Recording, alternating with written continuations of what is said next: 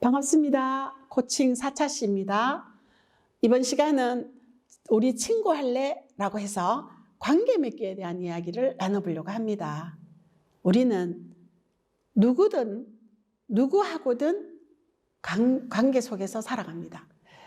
관계를 잘 만들면 행복하지만 관계가 꼬여 있으면 불행을 느낍니다.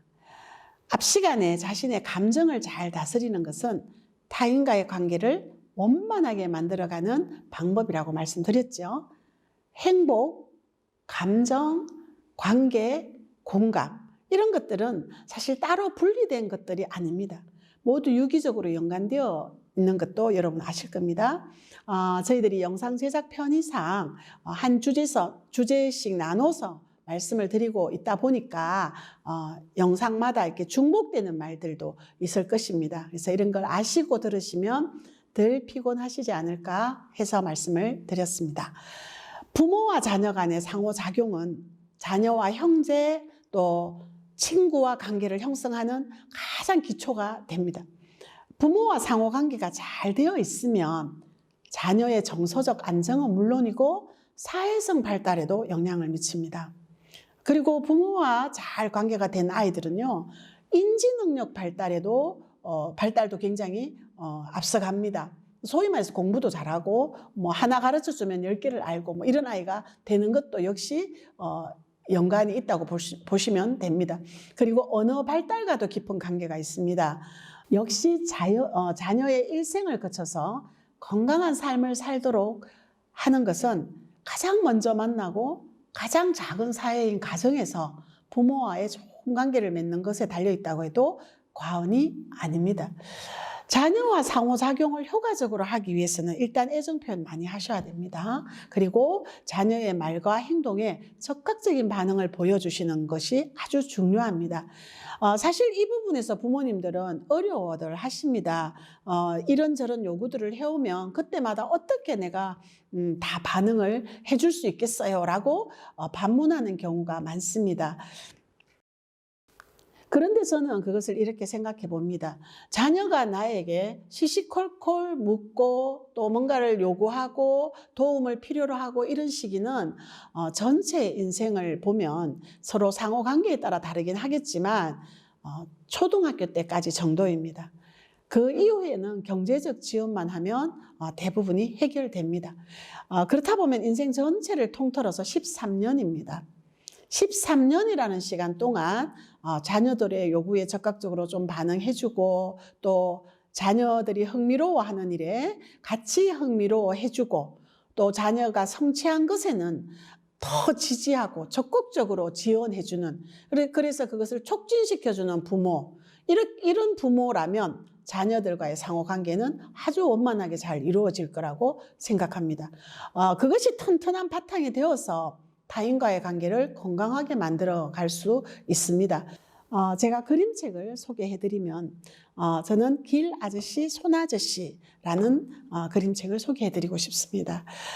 이 그림책은 권정생 선생님께서 글을 쓰시고 김용철 선생님께서 그림을 그리셨습니다.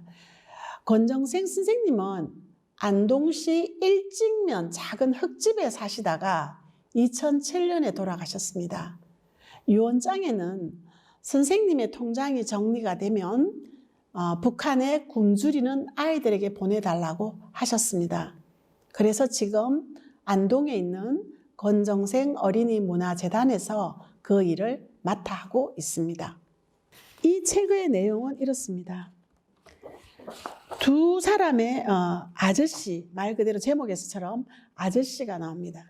한 사람은 다리가 불편합니다. 그리고 한 사람은 앞을 못 봅니다. 이들의 부모님이 살아계실 때는 부모님께서 보살펴 주셨습니다. 그런데 부모님이 돌아가시자 보살펴 주는 사람이 없게 되었습니다. 그래서 이웃의 도움으로 두 사람은 함께 살게 됩니다. 어떻게 해요? 자, 여기 보시면 네, 눈이 불편한 아저씨가 다리가 불편한 아저씨를 업고 다닙니다. 그러면 다리가 불편한 아저씨는 자신을 업은 눈이 불편한 아저씨의 눈이 되어 드리는 것입니다.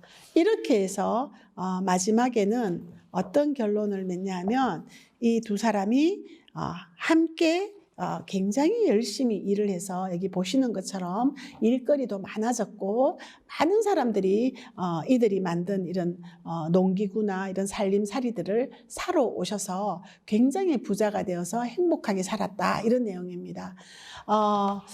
우리는 이 책을 읽으면서 자녀들과 어떤 이야기를 나눌 수 있을까요? 나는 어떤 일을 잘할 수 있는지, 그리고 내 친구는 어떤 일을 잘할 수 있는지, 또 엄마는 어떤 일은 잘하고 어떤 일은 못할 수도 있다는 것을 나눌 수도 있겠죠. 그리고 또 친구들 관계에서 내 친구는 말을 참 잘하는데 나는 힘이 되게 세고, 내 친구는 축구를 굉장히 잘하는데 나는 발표를 잘하고, 이런 이야기를 이제 나누면서 사람들은 다 자신만의 장점을 가지고 있다. 이런 얘기를 나눌 수 있습니다. 그리고 이 장점을 서로 보완하면서 살아가면 굉장히 아름답고 행복한 세상을 살아갈 수 있다라는 이야기를 나눌 수 있겠습니다. 또 한 권의 책을 소개드리면 황소 아저씨라는 책입니다. 제가 사실 의도한 것은 아닌데 주제와 관련해서 여러분에게 좋은 책을 소개해드리고 싶어서 책을 찾았는데 이번에도 권정생 선생님의 그림책이네요. 네. 황소 아저씨의 외양간에 새앙쥐 한 마리가 먹을 것을 찾으러 왔습니다. 황소는 한밤중에 잠을 깨운 새앙쥐에게 뭐 타러 왔는지 물었는데 엄마가 돌아가시고 동생들에게 먹을 것을 가져다 주려고 왔다고 사정했어요.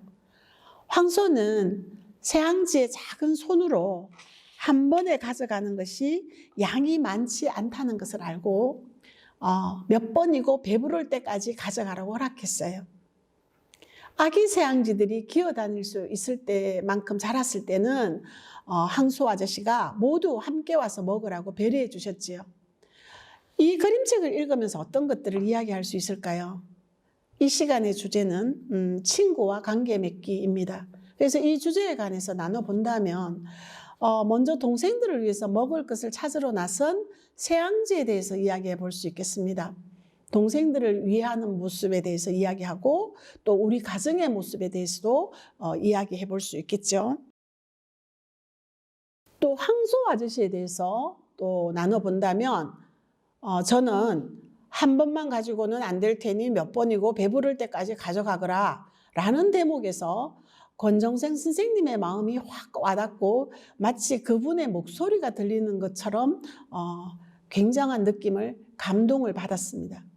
살면서 누군가에게 내가 부족한 것이 뭔지를 알아차리고 그것을 청하기도 전에 먼저 살펴주고 배려해주는 마음, 이런 마음이라면 누구하고라도 좋은 관계를 맺을 수 있다는 것에 대해서 나누고 싶습니다.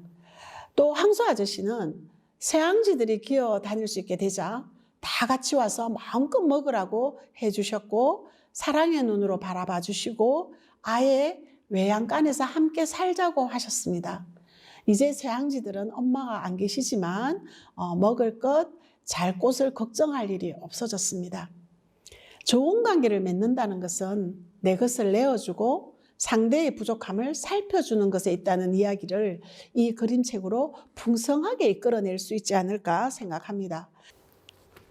또 한 권을 소개해드리면 파닥파닥 해바라기입니다. 이 그림책은 보람 작가님이 쓰고 그린 책입니다. 표지에 보시는 것처럼 다른 해바라기들은 모두 키가 큰데 가운데 작은 해바라기 하나가 있습니다. 이 큰 해바라기들에 가려서 햇볕도 조금밖에 쬐일 수가 없었고 빗물도 조금밖에 마실 수가 없습니다. 그러다 보니 다른 해바라기들은 더 쑥쑥 자라는데 이 해바라기는 자랄 수가 없었습니다. 그것을 눈치챈 큰 해바라기들이 지금 여기 보시는 것처럼 옆으로 조금만 더 이렇게 해서 비켜줍니다. 그래서 이 작은 해바라기에게 햇볕이 듬뿍 들어갈 수 있게 빗물도 듬뿍 마실 수 있게 해줍니다. 그러다 보니까 이 친구도 쑥쑥 자랍니다. 그리고 뒷부분에 이 부분을 보시면 이제 어떤 해바라기가 예전에 작은 해바라기였는지 찾아볼 수 없을 정도로 크게 성장했습니다. 특히 경쟁이 심한 요즘 아이들에게 더불어 함께 사는 것, 내가 조금 양보하는 것, 또 나 혼자 먼저 가는 것보다 친구랑 함께 가는 것이 훨씬 아름답고 행복하다는 것을 나눌 수 있겠습니다. 작은 해바라기의 마음도 한번 살펴보고 큰 해바라기들이 작은 해바라기를 발견했을 때 그 마음도 한번 헤아려보고 또 이와 비슷하게 내 친구의 이야기도 나눠보고 아니면 학교 안에서 내 자녀의 이야기도 어느 위치에 있는지 한번 들어볼 수 있으면 정말 좋겠습니다. 부모님께서 이런 경험을 하셨거나 또 알고 계신 내용이 있으면 들려주시면서 관계를 맺는다는 것에 대한 지혜를 또 나눠주시면 훌륭한 코칭이 되겠습니다. 이 밖에도 주제와 관련된 책은 굉장히 많습니다. 여러분 찾아보시면서 자녀들과 좋은 시간 되셨으면 좋겠습니다. 감사합니다.